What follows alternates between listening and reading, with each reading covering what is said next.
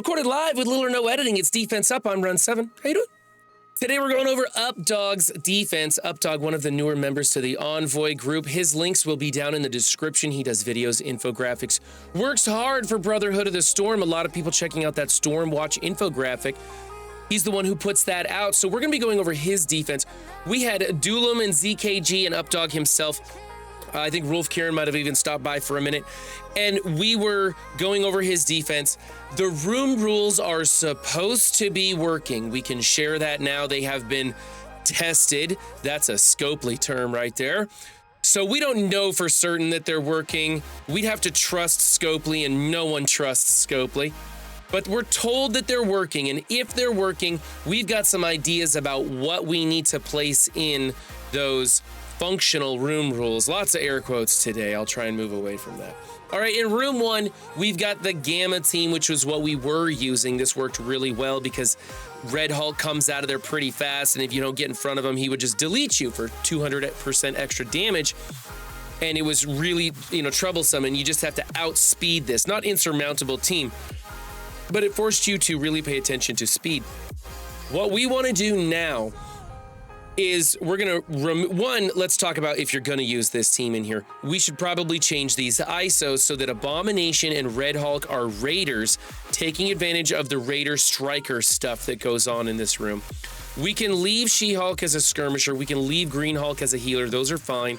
I'm not super excited about Brawn as a striker, but it's not terrible. I kind of like him as a healer or a skirmisher for more vulnerables. But Red Hulk as a skirmisher is really not a great way to go. He doesn't need the focus, and if you want vulnerables, he opens with a multi-hit, multi-character hit attack with his special, and that usually puts out a vulnerable by critting out there anyways. So I really like him as a raider in all places, and I think that's where we should go. However, we're thinking about taking this team out of here now that the room rules are functioning, and we're going to put in Darkhold with Quicksilver in its place.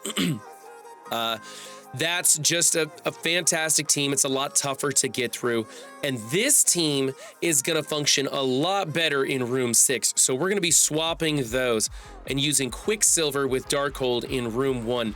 As is for me, this is like a B-. I really don't like the ISOs in here, and we do have a better team choice than this in the first place. Team number 2 is the Bifrost team. Now, this one's a bit on the small side, but we're going to roll with it anyways. I'd recommend you not start moving your Bifrost in place of Rebirth until they hit about 800, but UpDog's on the way up, no pun intended, and so this is going to be fine. Now, I use Raider on Sylvie, Striker on Vol, and Striker on Beta Ray Bill, and I actually threw Raider on Kid Loki. I like Kid Loki as a raider because he's going to crit more often with his multi-hit attacks, not for the damage, but because when this team crits, it puts charges on Beta Ray Bill, and it takes more advantage of his passive. His passive little charged up mechanic isn't all that powerful, but I think it's fun, and so I do that. These ISO choices are not wrong by any means. I'm not gonna I'm not gonna dock UpDog for these choices. I just use something different. And if you want to make Beta Ray Bill a raider, or you want to swap these two with Striker or Raider, that's up to you. It all works out. The team's actually pretty flexible on what you can do with their ISOs. However, the big thing that UpDog needs to change, and this is important, is that we need to change our placement. You want Vol in the corner on the right side, followed by Beta Ray Bill here, and then Kid Loki next to him. You could use OG Loki, but we kind of like Kid Loki, and the reason is Beta Ray Bill will taunt, and then splash damage will trigger a counter attack by the people adjacent to him. And so you want the best counter assists popping off when that happens, and that's going to be Vol and Kid Loki.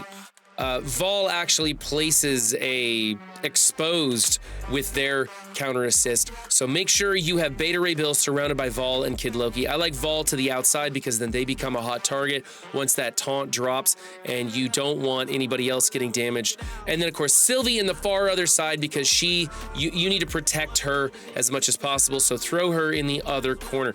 So big placement change here. ISOs are fine if you want them. There are other ISOs you could use. I'm going to give this one a B+. That placement change is pretty critical. Room number 3 is the Infinity Watch.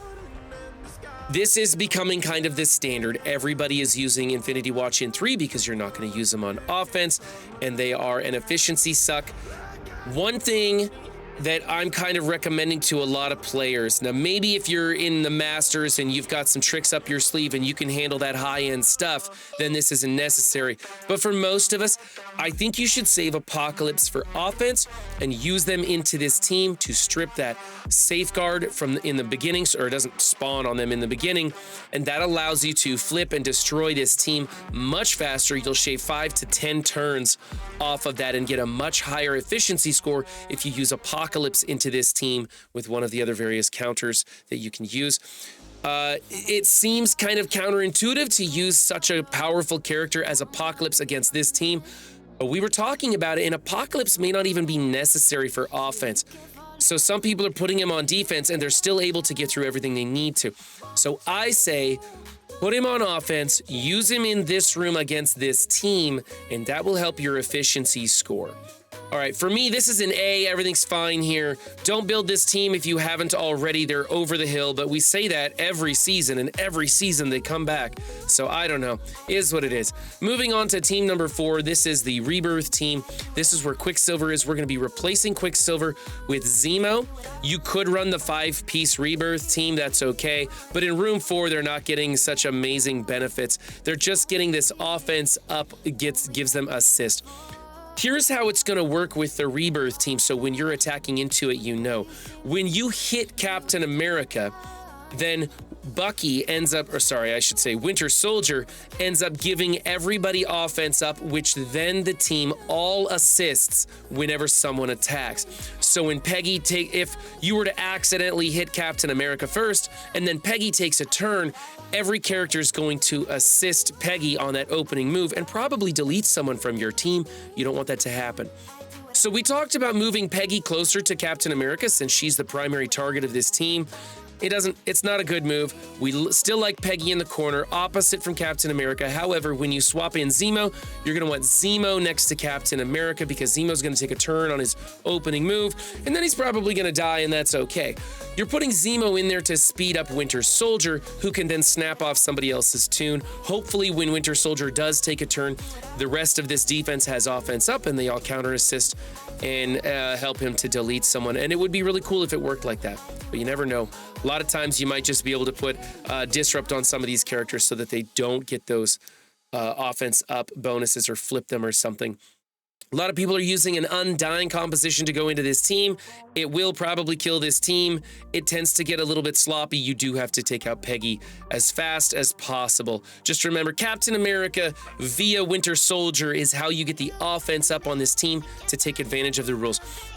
Quicksilver in here wasn't a bad idea. The placement is a little off. So this team, I'm going to give a B+ to.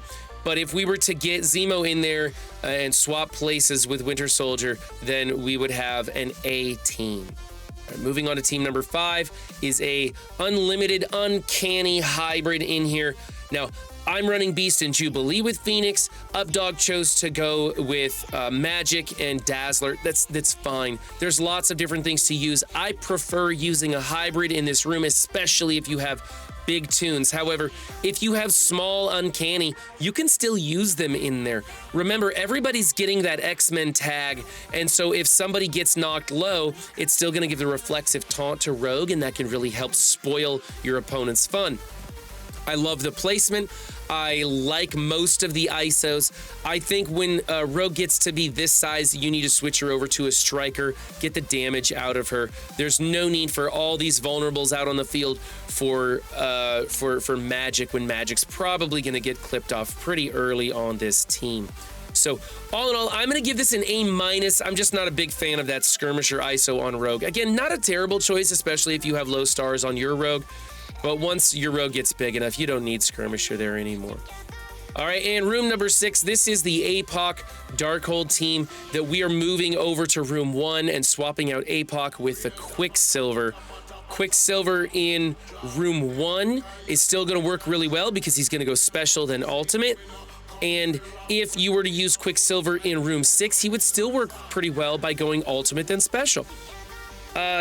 This team is just a super powerful team. We've got some really good stars on this, a lot of power invested into it. Of course, this is a big APOC.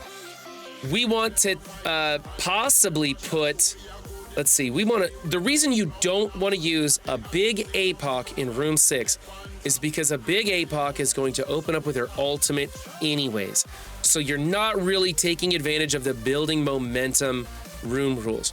Instead, we like Quicksilver in here doing Quicksilver things, and we can keep APOC for offense going into that Infinity Watch, but if you wanted to use APOC on another team, you can.